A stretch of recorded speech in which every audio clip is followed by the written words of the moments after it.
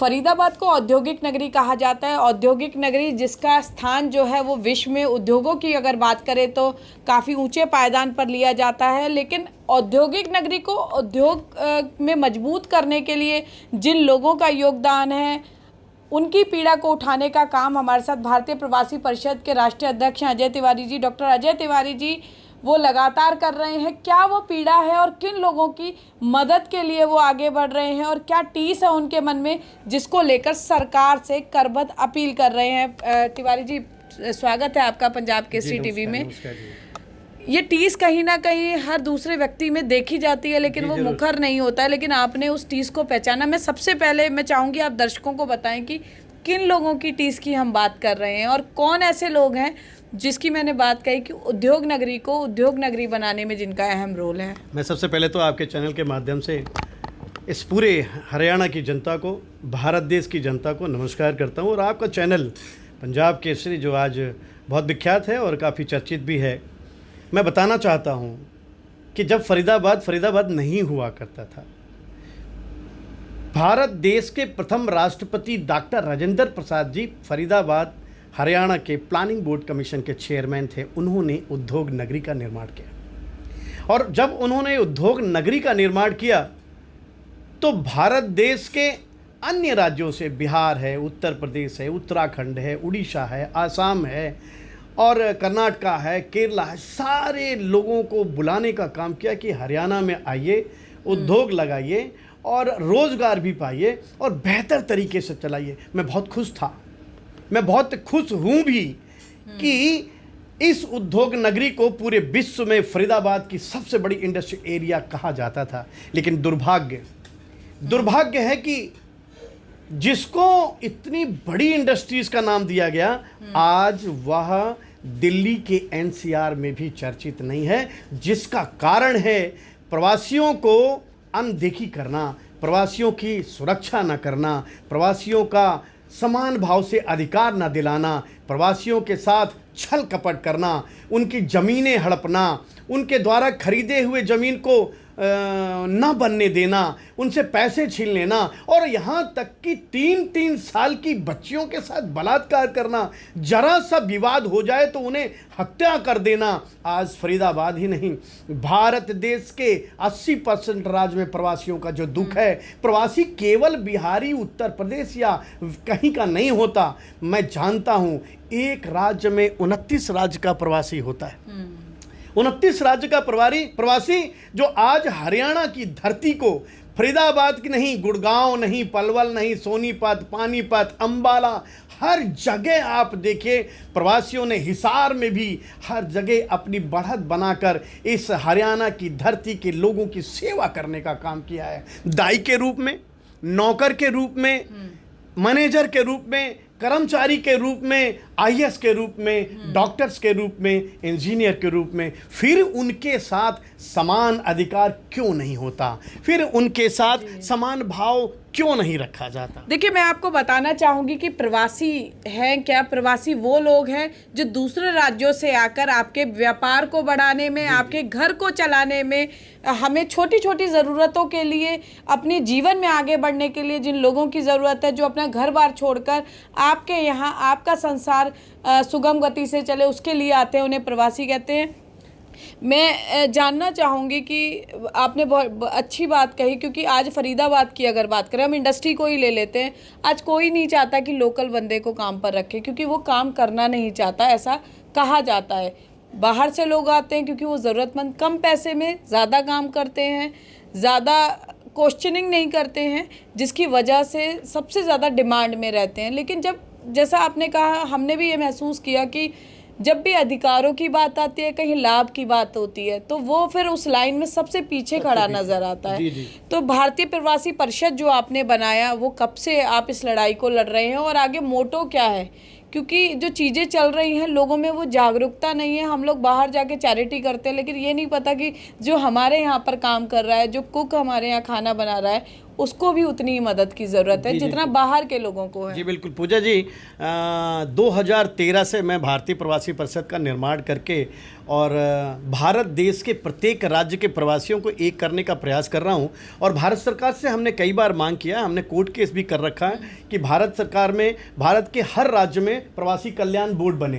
प्रवासी कल्याण बोर्ड बनने से कई फायदे हैं। देखिए, आप देखिए कई से आयोग बने हुए हैं, और अगर प्रवासी कल्याण बोर्ड बनता है तो निश्चित तौर से प्रवासियों के हित की सुनने वाला एक आईएएस एक आईपीएस होता है। और वहाँ पर एक सरकार का आप देखिए, आज फरीदाबाद में 74% प्रवासी रहते हैं, और 74% प्रवासी में से अगर 50% व्यक्ति भी टैक्स देता है तो हरियाणा सरकार को देता है। और कितनी पीड़ा से यह प्रवासी उत्तराखंडी, बंगाली, उड़िया, आसामी, उत्तर प्रदेश, बिहारी कितनी पीड़ा से अपने घर बार को छोड़कर, अपने माता पिता को छोड़कर, अपने खेत खलिहान को छोड़कर आपके शरण में आता है। और इसीलिए भारतीय प्रवासी परिषद कहता है कि जात पात का भेदभाव इनकार है, प्रांतवाद का भेदभाव बेकार है, हम सब भारतवासी हैं, हमें भारत से प्यार है। वासी, प्रवासी और अप्रवासी की एकता, यही हमारा विचार है। लोग सोचते होंगे कि डॉक्टर अजय तिवारी ने वासी और प्रवासी में लड़ाई करने का प्लान कर रखा है। नहीं नहीं नहीं नहीं नहीं, ऐसा बिल्कुल मत सोचिए।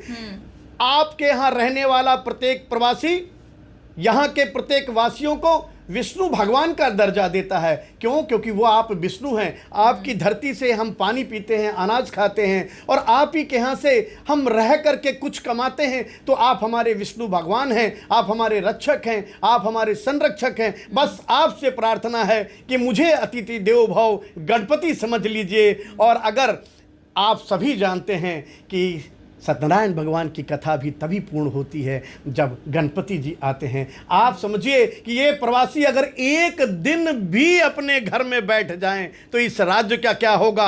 अगर भारत देश का प्रवासी एक दिन अपने घर में बैठ जाए तो भारत सरकार का क्या होगा। महाराष्ट्र में 16 करोड़, महाराष्ट्र में 16 करोड़, बंगाल में 11 करोड़, असम में 13 करोड़, दिल्ली में 3 करोड़, हरियाणा फरीदाबाद में और सोनीपत, पानीपत, गुड़गांव मिला करके 1.5 करोड़, और उत्तर प्रदेश में 60 लाख। इतने लोग प्रवासी जिंदगी बिताते हैं और खुद कमा करके आपकी ज़मीन को खरीद कर, आपको पैसा देकर घर बनाते हैं। फिर उनके साथ बलात्कार क्यों, फिर उनकी हत्या क्यों, फिर उन्हें मारा पीटा क्यों जाता है। आज दुष्यंत चौटाला जी, मैडम आप देखिए, दुष्यंत चौटाला जी ने अपने उप मुख्यमंत्री काल में यह ऐलान किया कि 75% लोकल व्यक्ति को आप नौकरी दीजिए। आप 75% क्यों, 100% को दीजिए, लेकिन काम करने वाला व्यक्ति चाहिए। और उद्योगों में भी ये पीड़ा नजर आई, जैसा कि मैंने कहा कि लोकल व्यक्ति को अगर देते हैं, अगर वो अनस्किल्ड भी है तो भी उस पर दबाव था कि इंडस्ट्री जो है उसको वहाँ पर उसको रिक्रूट करे। लेकिन कहीं ना कहीं हमने देखा कोरोना काल में जब श्रमिक यहाँ से पलायन कर रहे थे तो पूरी औद्योगिक नगरी में खलबली मच गई थी कि सरकार ने उद्योग चलाने की अनुमति दे दी तो उद्योग चलेंगे कैसे। जी बिल्कुल पूजा जी, और आप देखिए आज उसी भारतीय प्रवासी परिषद की मेहनत से, भारतीय प्रवासी परिषद के कार्यकर्ताओं की मेहनत से भारत सरकार ने प्रवासी श्रमिक कार्ड बनाना शुरू कर दिया है और प्रवासी श्रमिक कार्ड बनाकर उन्हें जोड़ने का काम किया है। देखिए आज कोरोना ने सिखा दिया कि इनकी बगैर काम नहीं हो सकता, बिल्डिंग नहीं बन सकती, दाई नहीं मिल सकते, मजदूर, तो क्यों नहीं इन्हें प्यार दिया जाए। लेकिन आप सोचते होंगे कि ये प्रवासी एक नहीं है, आपकी गलतफहमी है। ये प्रवासी सिर्फ डरे हुए हैं, ये प्रवासी सिर्फ सहमे हुए हैं, ये प्रवासी सिर्फ कमजोरी महसूस करते हैं। जिस दिन ये प्रवासी एक हो गया उस दिन आप सोचिए क्या हाल होगा। क्या प्रवासी अगर फैक्ट्री चला सकता है, आपके घर में दाई का काम कर सकता है, तो क्या पार्षद नहीं बन सकता, विधायक नहीं बन सकता, मंत्री नहीं बन सकता, सांसद नहीं बन सकता। आप उन्हें मान सम्मान तो दीजिए। लेकिन उसको कहा जाता है कि बाहर से आया हुआ व्यक्ति है, अपने देश में रहकर उसको बाहरी की संज्ञा दे दी जाती है। मैं यही तो कह रहा हूं कि आज देश की विडंबना है, भारत के संविधान में ही प्रवासी शब्द का चलन है। 1925 में आरएसएस ने जन्म लिया और आरएसएस का व्यक्ति 1925 से कहता है कि मैं प्रवास पे जा रहा हूं। वो प्रवास कहे तो अच्छा, और भारतीय प्रवासी परिषद, प्रवासी कहे तो बुरा, संविधान में ही 1950 में लिखा है कि डोमिसाइल और माइग्रेशन के बगैर आप किसी भी राज्य में नहीं रह सकते। तो उसका मतलब है कि डोमिसाइल और माइग्रेशन उसी का बनता है जो प्रवासी होता है। मैं आप सबसे अपील करता हूं कि जो भी व्यक्ति यहाँ पर आपके क्षेत्र में अगल बगल रह रहा है, काम कर रहा है, उसे प्यार दीजिए ताकि हमारे हरियाणा का विकास हो सके, फरीदाबाद का विकास हो सके। और प्रवासियों से अपील है कि अपनी विवेकता को, क्षमता को मजबूत करने के लिए एक दूसरे प्रवासी भाई से एकता बढ़ाकर यहाँ के वासियों का सम्मान करिए और यहाँ के वासियों को विष्णु और संरक्षक मानते हुए उन्हें एहसास दिलाइए कि हम आपके साथ हैं, हम हरियाणा के साथ हैं और हरियाणा के विकास में अपना खून पसीना लगा देंगे, मेहनत करके, तन मन धन से, टैक्स देके, आपका सहयोग करके। जी बिल्कुल। देखिए डॉक्टर तिवारी जो हैं वो प्रवासियों की पीड़ा को, उनकी टीस को जो है सरकार तक पहुंचाने का काम कर रहे हैं और हम सभी का ये कर्तव्य बनता है कि हमारे यहाँ परंपरा है, भारतीय परंपरा है, अतिथि देवो भव। तो उस परंपरा का निर्वाह करते हुए जो लोग बाहर से आकर हमारी दिनचर्या को बेहतर करने के लिए, हमारे व्यापार को बढ़ाने के लिए काम कर रहे हैं, उन प्रवासियों को उनका हक और सम्मान दोनों दिया जाए। और डॉक्टर तिवारी लगातार इस मांग को उठा रहे हैं और हरियाणा सरकार से भी प्रवासियों के लिए विशेष रूप से बोर्ड गठित करने की मांग कर रहे हैं। अब देखना ये होगा कि भारतीय प्रवासी परिषद द्वारा जो ये मांग उठाई जा रही है उस पर हरियाणा सरकार किस तरह से संज्ञान लेती है, क्योंकि कहा जाता है कि तिवारी जी, मैं ये एक लाइन में आपसे कहूँगी कि जब चुनावी माहौल होता है तो सब लोगों की नज़र प्रवासियों पर होती है कि प्रवासियों का वोट जो है वो डिसाइडर वोट होगा।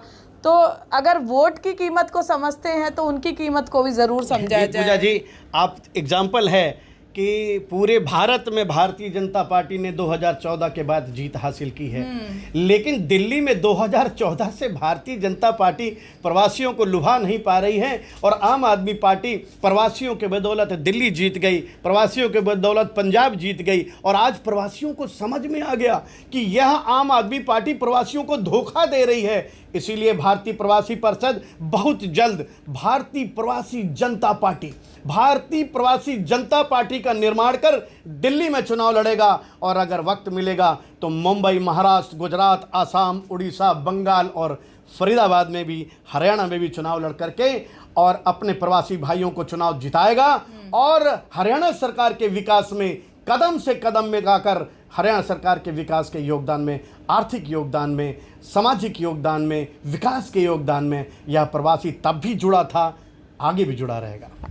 तो देखना दिलचस्प होगा कि हरियाणा सरकार प्रवासियों के हितों के लिए आखिर कब संज्ञान लेती है। और जैसा कि तिवारी जी ने बताया कि अब राजनीतिक मैदान में, राजनीतिक अखाड़े में भी प्रवासी जो है वो कूदने को तैयार हैं। तो आने वाले समय में यदि प्रवासियों को उनका हक नहीं मिलता है तो कह सकते हैं कि सरकार के लिए मुश्किलें भी खड़ी हो सकती हैं, लेकिन वैकल्पिक तरीका यह है कि सरकार समय रहते जागे और प्रवासियों को उनका हक अवश्य दे। कैमरा पर्सन शिवम के साथ फरीदाबाद से पूजा शर्मा, पंजाब केसरी टीवी।